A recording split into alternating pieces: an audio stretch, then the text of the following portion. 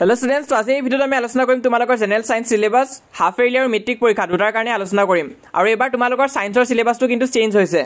তো কি চেঞ্জ হৈছে আজি এই ভিডিওটো আমি ডিসকাস কৰিম। কিবা ডাউট বা কনফিউজন থাকিলে মোক কমেন্ট বক্সত খুদিবা আৰু যি সকলে চেনেলটোত প্ৰথমবাৰৰ কাৰণে আহিছা তোমালোকে সাবস্ক্ৰাইব কৰিবা, কাৰণ এতিয়ালৈ আমি ইংলিশ, আসামিজ আৰু মেথছৰ সিলেবাস অলৰেডি দিলুৱে। মেথছতো বহুত চেঞ্জেস হৈছে, তোমালোকে সেই ভিডিওটো চাই লবা। তো আহা আমি সায়েন্সৰ সিলেবাসখন ডিসকাস কৰো।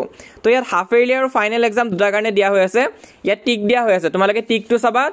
যদি টিক দিয়া আছে মানে আহিব আৰু যদি টিক দিয়া নাই মানে সেই চেপ্টাৰটো নাহে। তো ইয়াত প্ৰথম চেপ্টাৰটো চোৱা কেমিকেল ৰিএকশন এণ্ড ইকুৱেশ্যন। তো আসামিজ মিডিয়ামৰ কাৰণেও তো চেপ্টাৰ নাম্বাৰটো একেই হ'ব, তোমালোকে চেপ্টাৰ নাম্বাৰটো চাই যাবা। তো এইটো তোমালোকৰ হাফ ইয়াৰলিটো আহিব আৰু ফাইনেল এক্সামতো আহিব, মেট্ৰিকতো আহিব। কিন্তু তোমালোকে চোৱা চেপ্টাৰ নাম্বাৰ 2, 3 আৰু 4, চেপ্টাৰ নাম্বাৰ 2, 3 আৰু 4 acid, bases and salt, metals and non metals, carbon and its compound. তো এই তিনিটা চেপ্টাৰ মেট্ৰিক পৰীক্ষাত আহিব কিন্তু হাফ ইয়াৰলি এক্সামত নাহে। তাৰপিছত নেক্সট তোমালোকে চেপ্টাৰ নাম্বাৰ 5 টো চোৱা পিৰিয়ডিক ক্লাছিফিকেশ্যন অফ এলিমেণ্ট। তো এইটো তোমালোকৰ মেট্ৰিক পৰীক্ষাটো আহিব আৰু হাফ ইয়াৰলি এক্সামতো আহিব। চেপ্টাৰ নাম্বাৰ 6 টো চোৱা লাইফ প্ৰচেছেছ, এইটো তোমালোকৰ মেট্ৰিক পৰীক্ষাটো আহিব, হাফ ইয়াৰলি এক্সামতো আহিব।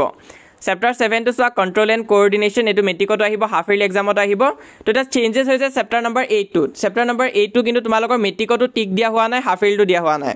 তো এইটো হাফ ইয়াৰলি এক্সামতো নাহে আৰু মেট্ৰিক পৰীক্ষাটো এই চেপ্টাৰটো অমিট কৰা হৈছে, কাৰণ ইয়াত তোমালোকে চাব পৰা টিক দিয়া হোৱা নাই এই চেপ্টাৰটোত। তো এখন হৈছে লেটেষ্ট সিলেবাস যোনখন সেবাৰ পৰা পাব্লিছ হৈছে।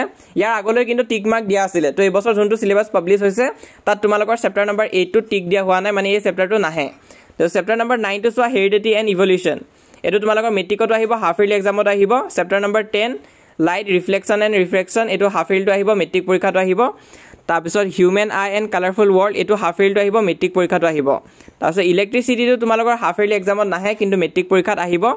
তাৰপিছত magnetic effect of electric current, এইটো হাফ ইয়াৰলিত নাহে কিন্তু মেট্ৰিক পৰীক্ষাত আহিব। তাৰপিছত চেপ্টাৰ নাম্বাৰ 14 টো চোৱা, এইটো হাফ ইয়াৰলিটো আহিব, মেট্ৰিক পৰীক্ষাটো আহিব।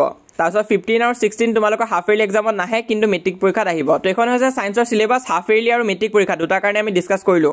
বাকী 10 নম্বৰ তোমালোকৰ প্ৰেক্টিকেল হ'ব, সেইটো স্কুলৰ পৰা দিব। তো এবাৰ তোমালোকৰ 15 চেপ্টাৰ হৈ গৈছেগৈ। তো এইটো ডাঙৰ চেঞ্জেছ কৰিছে, এটা চেপ্টাৰ এবাৰ ইনক্লুড কৰা নাই মেট্ৰিক পৰীক্ষাত। তো এখন আছিলে সিলেবাস। কিবা ডাউট বা কনফিউজন থাকিলে মোক কমেণ্ট বক্সত সুধিব পাৰা। যিসকলে এতিয়ালৈ হোৱাটছএপত জইন কৰা নাই সোনকালে জইন কৰা, এতিয়ালৈতো 8000তকৈ অধিক ষ্টুডেণ্টছ হৈ গৈছে। তুমি বেছি দেৰি নকৰিবা, লিংকটো পিন কমেণ্টত দিয়া আছে, তাত ক্লিক কৰিলে হোৱাটছএপ পেজটো অপেন হ'ব, সেইটো ফ'ল' কৰি ল'বা। তাৰোপৰি এইটো হৈছে আমাৰ ইনষ্টাগ্ৰাম পেজ, যদিহে ইনষ্টাগ্ৰাম ইউজ কৰা তাতো ফ'ল' কৰিব পাৰা। কিন্তু চবতছে ইম্পৰ্টেণ্ট তোমালোকে আমাক ইউটিউবত ছাবস্ক্ৰাইব কৰি ৰাখিবা, আমি যিমান পাৰোঁ সহায় কৰি যাম।